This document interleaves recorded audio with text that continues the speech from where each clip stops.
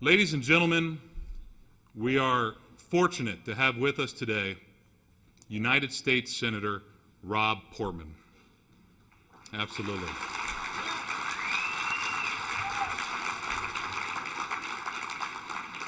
After serving Cincinnati for 12 years in the House of Representatives and serving in 2 cabinet-level positions in the executive branch, Rob in 2010 was elected to the Senate, and he wasn't just elected, he won 82 out of Ohio's 88 counties and won the state by an impressive margin of 18 points. And he's a conservative. He's got an A rating from the NRA. He has a 100% rating from National Right to Life. And in the Senate, Rob has been fighting hard against President Obama and Harry Reid to stop excessive spending. Absolutely. He's been a leading voice on many conservative issues, for instance, to make the tax code more competitive, as well as improving worker retraining programs and reducing that pesky, burdensome regulation that's plaguing our small businesses across this country. Senator Portman also serves as the Vice President of the National Republican Senatorial Committee, where he is working diligently to help Republicans take back the majority of the Senate from Harry Reid and the Senate Democrats, and we do that this year.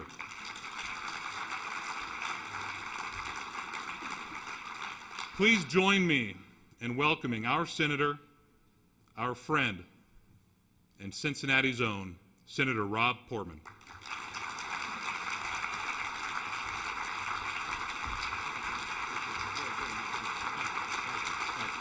Thank you all.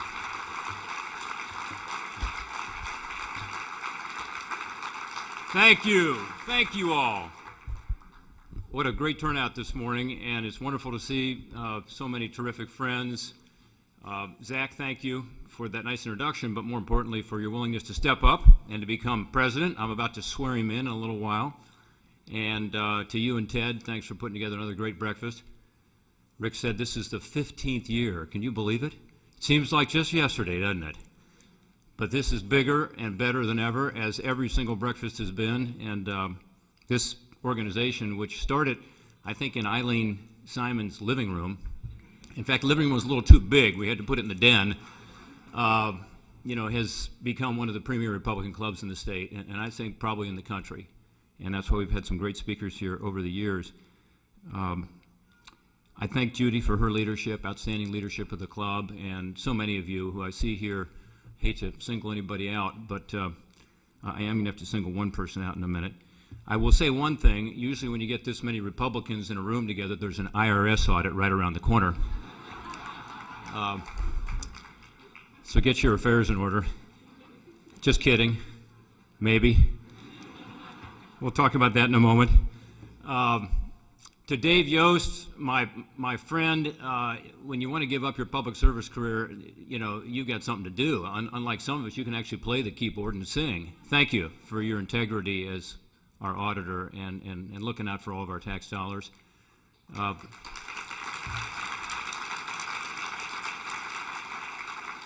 And to my colleague, Brad Wenstrup, for your friendship.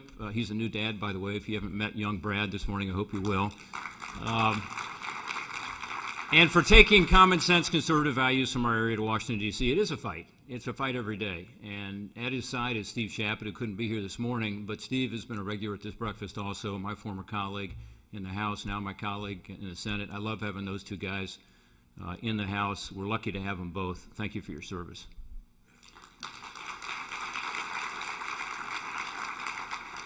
We've got so many other great public officials here, and I just want to thank you for your willingness to step up and to serve us, represent me and Jane and our family. To Chairman Triantafilo, thank you for your tireless activity on behalf of Republicans and for bringing us together as a party.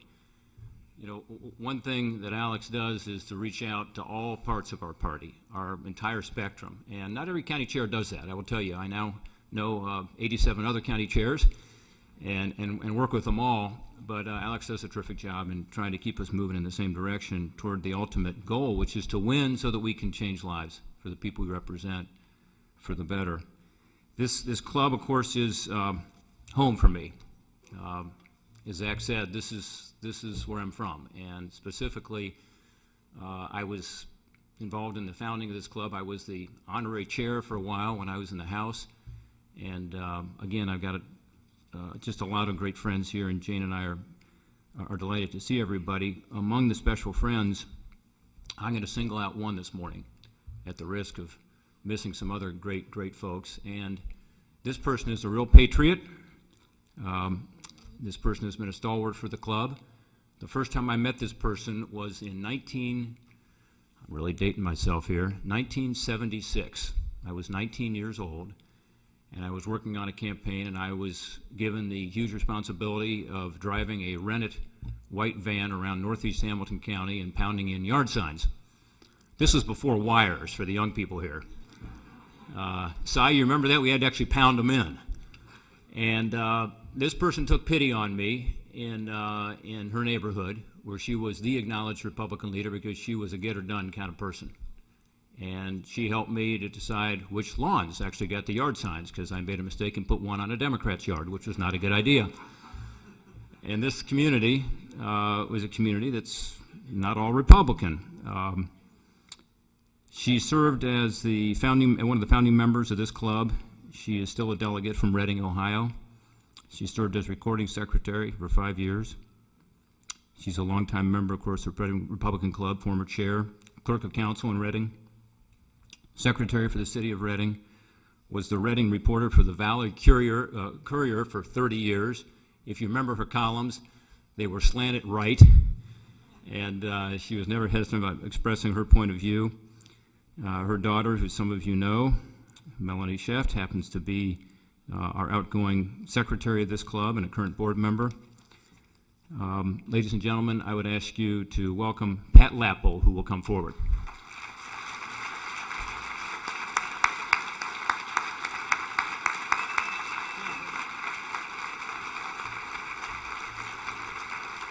So this morning, I have two things for you, Pat. One is a flag flown over the United States Capitol, an American flag for you, and second is a certificate of appreciation from the Northeast Hamilton County Republican Club. God bless you, Pat.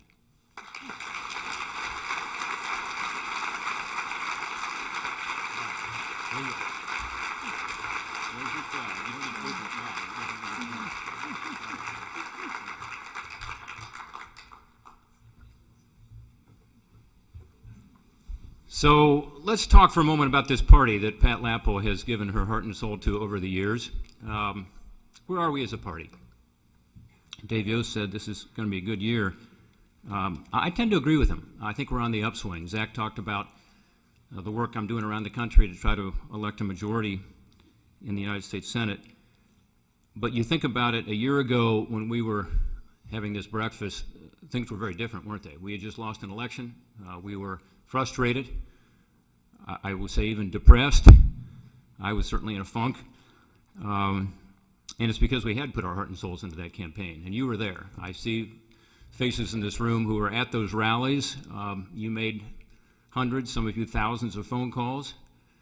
And Lord knows you also gave your money and your time and your effort. We went door to door. We were told a year ago by the press that the Republican Party was doomed, that the Republican Party didn't represent our country anymore, and that instead the principles that we had were outdated and in need of change. It was a pretty tough time. The easiest thing in the world for us to have done as Republicans would have said, oh, I guess you're right, you know, let's move our party, move our principles, let's turn our backs on this belief we have in limited government, free enterprise, balanced budgets. Let's instead become more like the other party, relying more on government, because that seems to be the way the country's going. But we didn't do it. And we didn't do it because we don't have that luxury, because we know there's too much at stake. Too many people are depending on us. Too many people, even today, are working 2-3 jobs to make ends meet. Too many people in this country can't find a job at all. What the Democrats have done isn't working. Too many people have seen their take-home pay go down. Too many businesses are struggling. Too many businesses haven't even been able to get started. Never got off the ground. So instead of giving up, we kept fighting. We kept pushing for fiscal discipline. We kept arguing for real pro-growth policies to try to turn things around. We didn't back down in our efforts to repeal Obamacare. We didn't stop the warnings about the damage it would do to our healthcare system and our economy. And folks, it turns out we were right.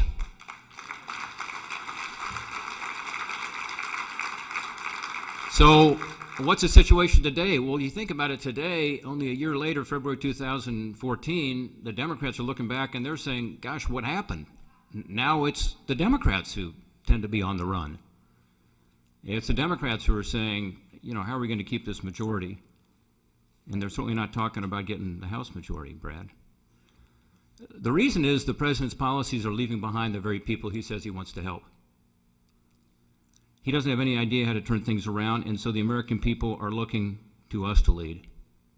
And that's why I think we will hold the majority in the House. That's why I do think, as Zach says, we have a good chance to win back the Senate. And I'm spending a lot of time helping make that happen. My motto, by the way, is change the Senate majority, not your doctor.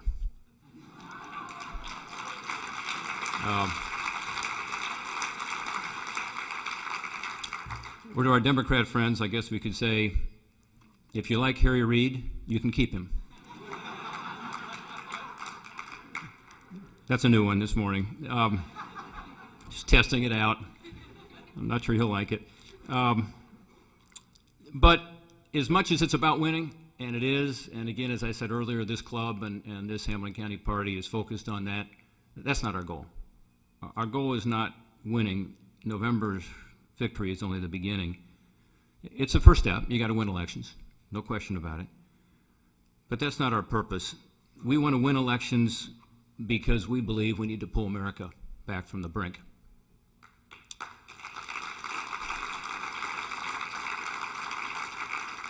Because we're tired of the big government tax, borrow, and spend policies, because they haven't worked. We knew they weren't going to work. They haven't created jobs. In fact, overregulation is killing jobs, as Zach said. Because we want to make the lives of the people we represent, our neighbors and our friends, better.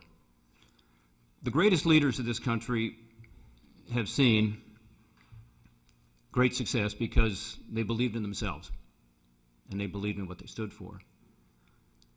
They were winners because they spoke to the better angels of our nation's great character. And they inspired people because they worked to bring people together, not drive the country apart. I think of Ronald Reagan and his image of the shining city on the hill and the way he tried to bring people together toward a common vision. The same thing that carried him to victory carried him to greatness, too. What we have now, instead, is a divider-in-chief. You think about it. President Obama talks about dividing our country and pitting one group against another. We need to get back to this notion of one nation under God.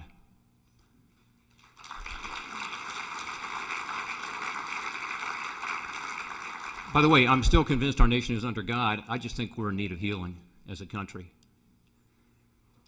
We are at our best when we do pull together, when we don't pit one group of Americans against another.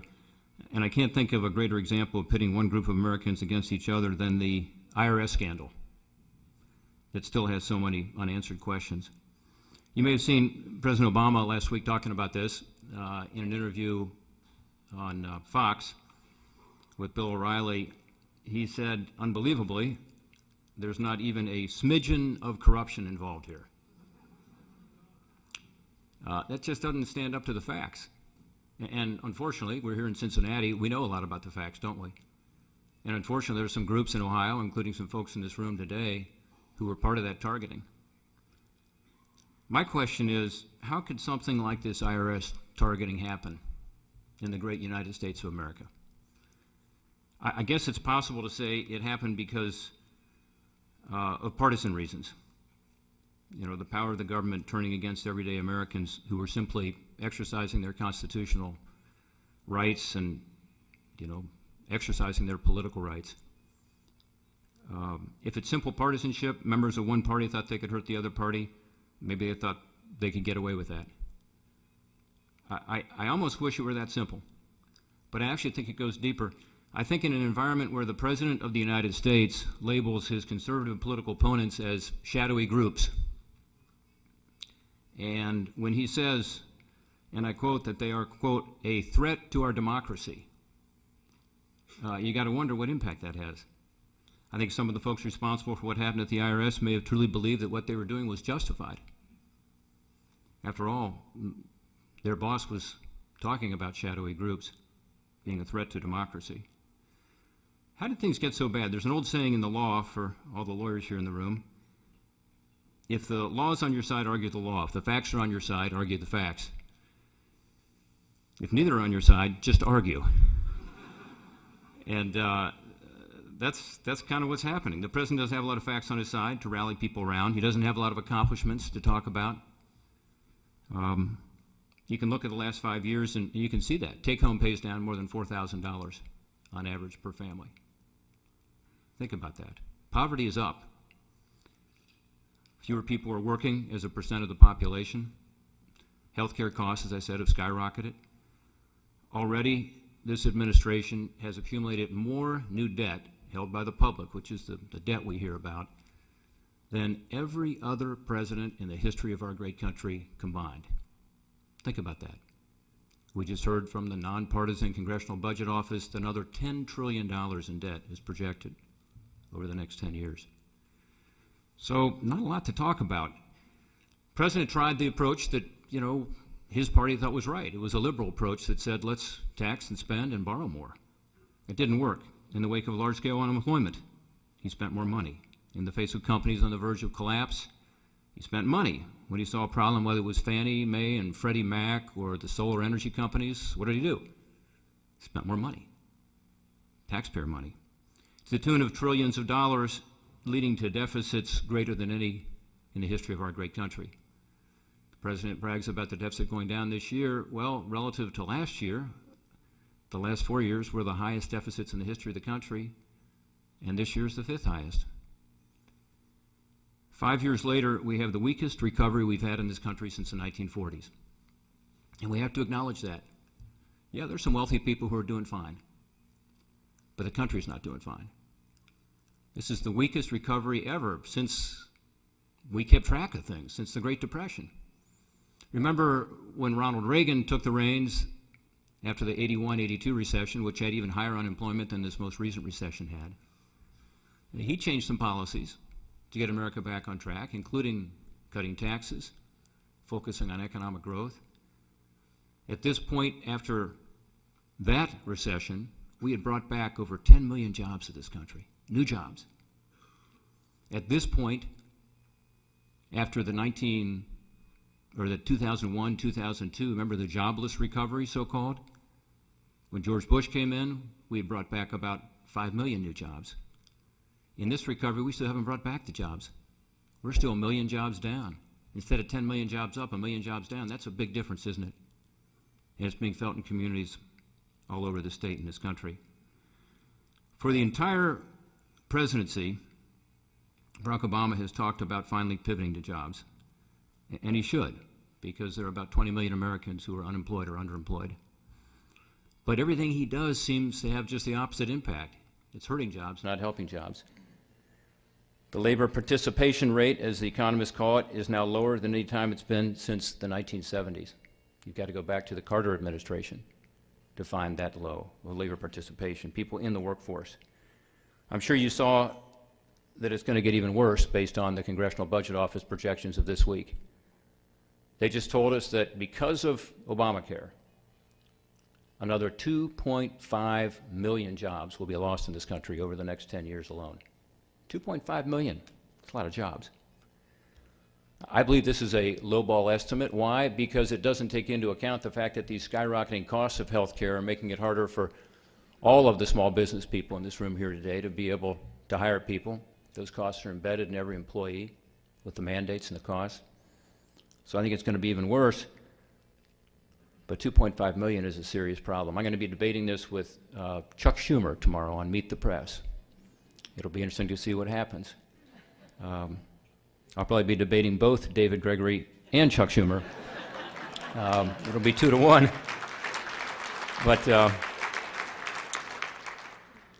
But seriously, if the president wants to get something done on job creation, I have a very simple idea. Repeal Obamacare. It would actually help. So the proof of failure of the ideas the president and his party have had are all around us. And yet, sometimes we Republicans, in my view, take the easy way out. And we just talk about the many disappointments we have with their policies and their record. And that's not enough. We are not the party of no. We are the party of ideas. We're the party of reform. We're the party that wants to get America back on its feet by going back to the time-honored principles we know work. So it's not enough to embrace the cynicism and the anger that tends to pervade politics today across the spectrum. Instead, we have to be like Ronald Reagan. We have to be hopeful. We have to be standing for something. We have to be for something. Yes, we want to repeal Obamacare, but we also want to replace it with something that works, that provides lower costs, that provides more choice, and yes, provides Americans more freedom. That's what we should be for.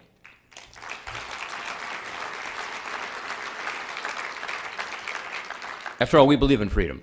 Freedom to run a business, freedom to practice our faith, freedom to exercise our political rights, ultimately freedom to follow our dreams.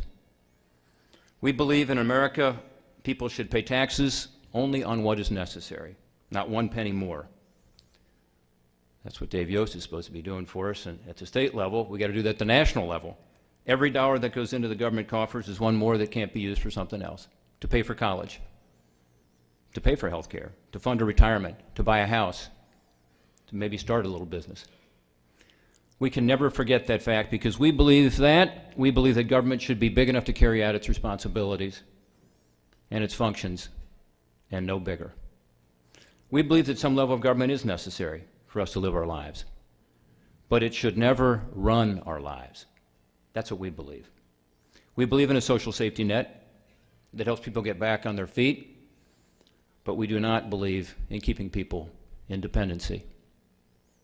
And by the way, the Congressional Budget Office report, in essence, says more people will become dependent on government subsidies and funding rather than working, and that's one reason people are going to lose their incentive to work, they say. That's not the American way, is it? We want people to have the dignity and self-respect that comes with a job. We believe in the diversity of opinion and the power of intellectual debate. We are a family here, but we don't agree on everything. And we don't have to. The battle of ideas is what has made our country great. It's what it's all about, and it shouldn't be absent from our politics. By the way, if the Democrats had a little more diversity of opinion within their ranks, we wouldn't have Obamacare. Think about it. Or at least we'd have an Obamacare that is a lot less destructive to our families and to our economy.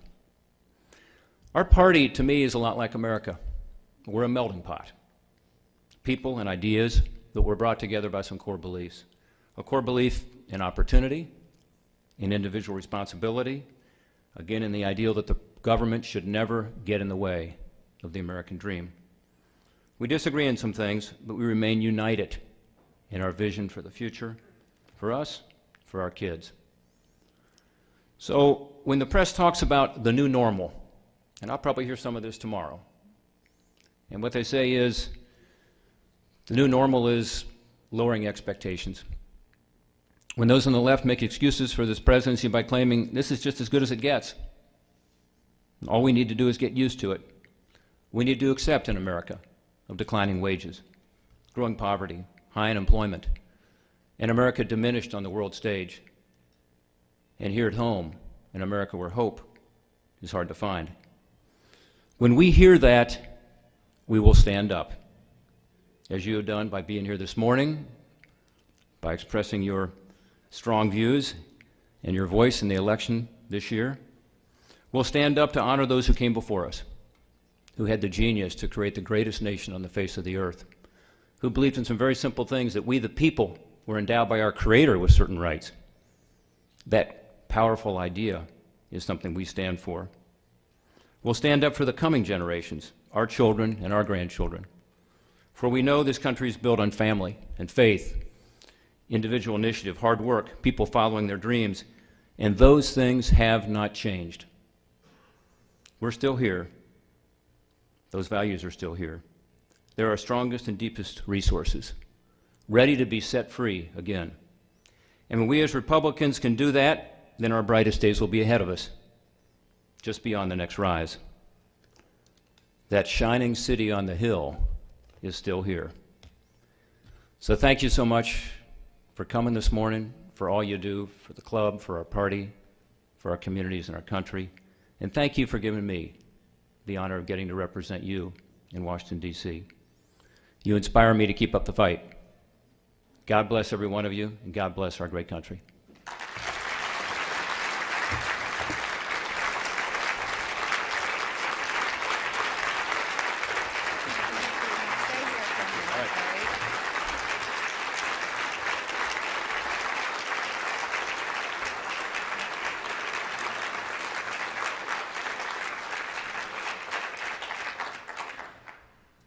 Thank you, Senator Portman, and thank you for being there for us in Washington, D.C.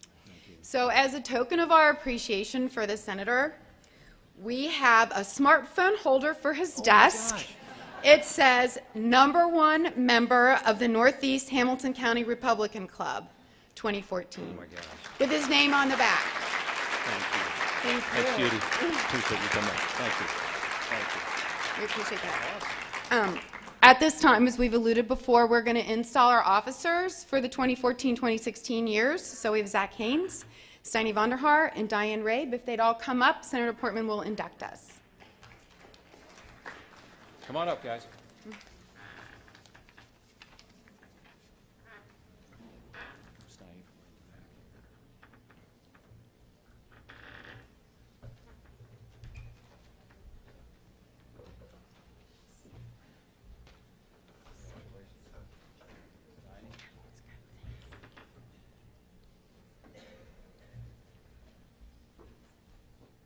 Okay, we'll do this together. Are you ready? Yes. Please raise your right hand. Repeat after me.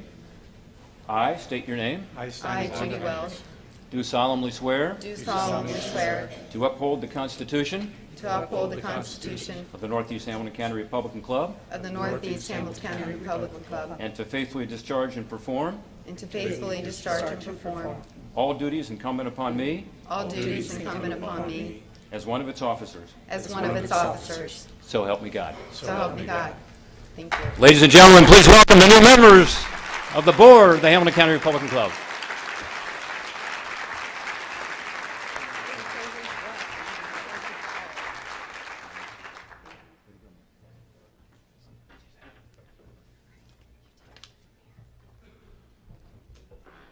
Judy, I need you back up here.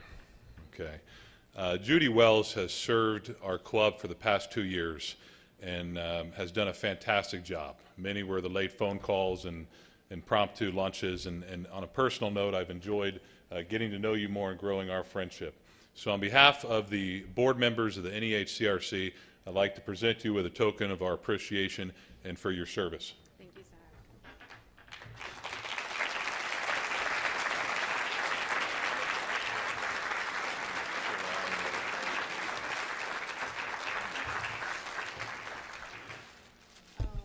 Judy Wells, President, 2011 to 2013, Northeast Hamilton Republican Club. Thank you. If Zach is our new president and Steiny's the vice president, I'm staying on as secretary and Diane is our treasurer. And I have really enjoyed working with Zach, which is why I thought I needed to stay as a very active board member to support him as he has supported me for the last 2 years.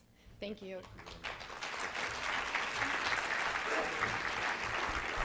And what Judy's trying to say is I can use all the help I can get. I know the reason everyone's sticking around is to see if they won that raffle prize. So, Ted, do we have those tickets?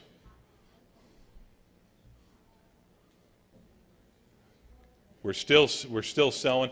Keep in mind, folks, by being here, all this money we raise goes to support local candidates across Hamilton County. So you're really making a difference today by being here and by buying a ticket as well, and we will get this show on the road.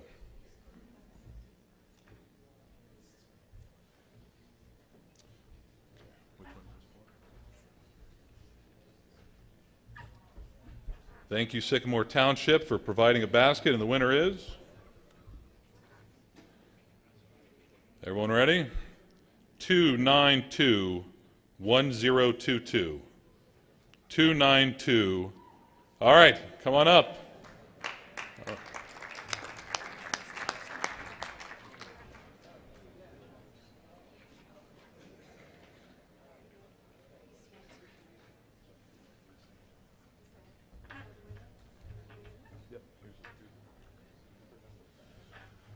Next up, 497-6592. 497-6592. Raise your hand real high if you got that. 497-6592.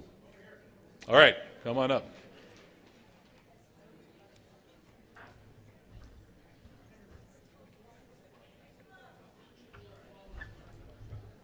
Mix them up here, all right?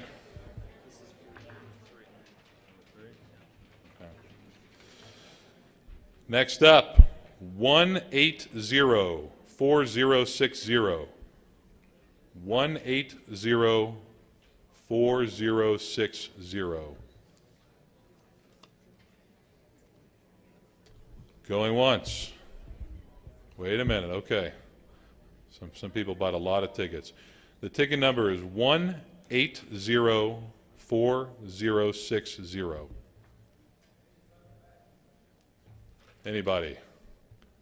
Going. Move on to the next one.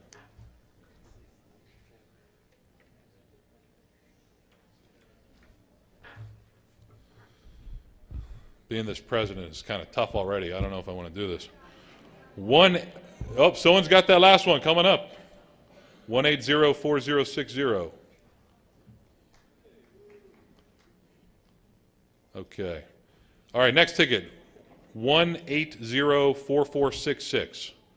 180-4466. Let's get excited. These are nice baskets. Come on, guys. A little more enthusiasm here, you know. 180-4466.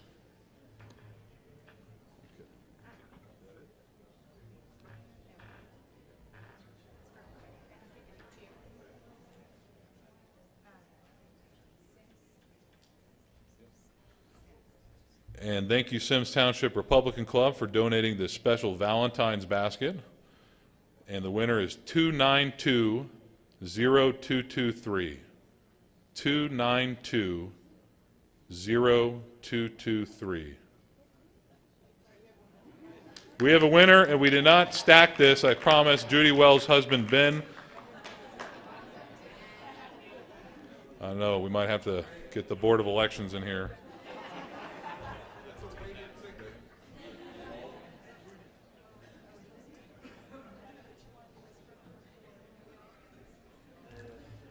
Okay, folks, I don't want to hold you hostage at your seat. Thank you very, very much for your support this morning. You're welcome to stick around, help yourself to coffee, and we'll see you again next year for our 16th annual Pancake Breakfast.